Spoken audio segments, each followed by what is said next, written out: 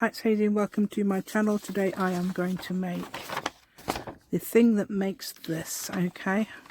Really pleased with this, the foam stamp. And there's a massive tip in how to make it, because the ones I've made without a guide sort of thing is a bit random. Okay, and a bit harder to make, and yeah, that doesn't look so... I mean, it's fine. I mean, it's absolutely fine. I've used them and they're fine, but I do prefer the way I've made this one, as you will see. Okay, there's lots of clues on the desk already. If you'd like to join me today, please give me a thumbs up. That'd be absolutely amazing. And subscribe to my channel if you haven't already. Thank you so much, and let's go. Right then, so these are some foam bits I'm using. I'm also using some scrappy bits. But I've decided I need, I think it's 4 colours. I'll tell you why. I'm making some petals out of these, okay? Out of these strips. I'll show you. What's that? I'll show you that in a minute. Okay, I don't know if that's messages on my phone. Right, I'll show you those in a minute. And I've done all these. I'm just cutting strips about the same size and out of these scrappy bits as well. I suppose you could cut little petals out of those, but I want them all the same size, so I'm cutting strips. Okay, yay! So this is a very random piece. This is what I've made before. That's a bit of a one that's a bit more further apart. All the petals are arranged. So I'm making them like this, okay, cutting them that way and that way.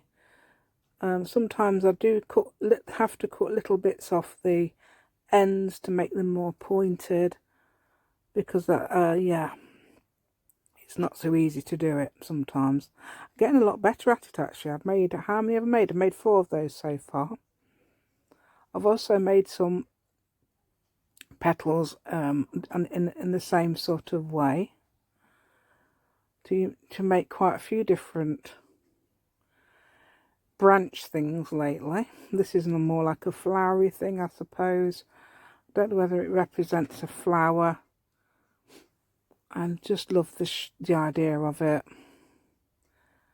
Okay, yeah, I should be cutting a few, then missing a few out, and then I'm cutting 12. So each row is going to have 12 flower petals. Okay. Yeah, this should be, there you go. It suddenly cuts to 12. I did do 5 colours, but I only need 4. I think 48's about the right amount. Just having a drink, because you know what I'm like. I start to cough for some reason. I think it's nerves. Right, yeah. I feel nervous. Oh, there's a round bit. So this is the centre. Just making it a little bit small. I'm thinking, oh, don't it too small, because the petals won't fit in.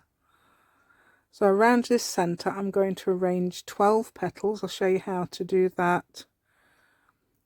It's, well, I suppose it's like a clock, really, isn't it? So you put one at 12 o'clock, one at 6 o'clock, one at 3 o'clock, and one at 9 o'clock. And then you add the other ones in between, like this. So I'm using 12. I suppose you can do different numbers. You want to do a different size one or different number, different amounts. That's entirely your choice. I'm using 12 because I thought that sounds a good number, and I can work out how to fit them in. Yeah. Now I'm going to add, I'm just checking it's all right, because I keep moving around a bit, yeah. So I'm having to put some more ink on now. Ink? That's not ink, is it? That's glue. I'm using the Scotch glue, the gloopy glue, to put... these aren't other glues will work. Just have to, I think if you if you persevere, whichever glue you use, I think it'll work. I'm told that art glitter glue works, even though it doesn't for me. But I'm told it does. And that person does not like that stick glue. I'm using permanent stick glue. It's not a children's glue. It's more like a permanent glue. It will also glue things like fabric. Yeah, so I'm putting these notice it lifts. I think what's happening is I'm using bits of glue, bits of places where there isn't much glue. You can't see where I've put the glue down, so I'm using the glue to just wipe the glue on and then stick it on, so I'm definitely sure I've got glue on it. Okay, I think after a bit it starts to dry, so you need to add extra glue. Sorry about the shadows. It's hilarious, isn't it? Perhaps you haven't even noticed the shadows. Perhaps you've only noticed the shadows now I've mentioned it. Never mind. Yeah. It's because I'm doing this in a different room. Yeah. As I thought, because you can't tell, can you? I've set me contraption, the old contraption up in my bedroom. So I'm doing it in there. I don't know why, I just am. Right, so that's the end of this. Now, I do regret doing it like this, okay? I do it fast, actually, but what I should have done is cut the shape out, like the professionals do, and then gone round it, because it was a bit difficult doing it like that. Okay, and now I'm putting it on cardboard. Now, the other thing about this big item could have been fine on a thin piece of cardboard. I've seen Kirsten use some Amazon packaging. I think that would be okay, because you need sometimes you need flexibility. If you're doing something like a long piece of like lines, like cut out some lines and try and print them. That's what I'm using. I'm going to use this now. If you're cutting out some lines and try and print them, it's actually very good to be flexible, because you can put the lines on, a small amount of lines on where they're needed, in between things and things like that. Right, so I print this down, and I realise it's not quite as much printed as I want it to show up. If you notice, it's quite pale, but it looks okay. It's fine. But then I've just re-inked it. Now this is a different kettle of fish, if you like, because it's made the ink a bit uneven in places, but it's fine.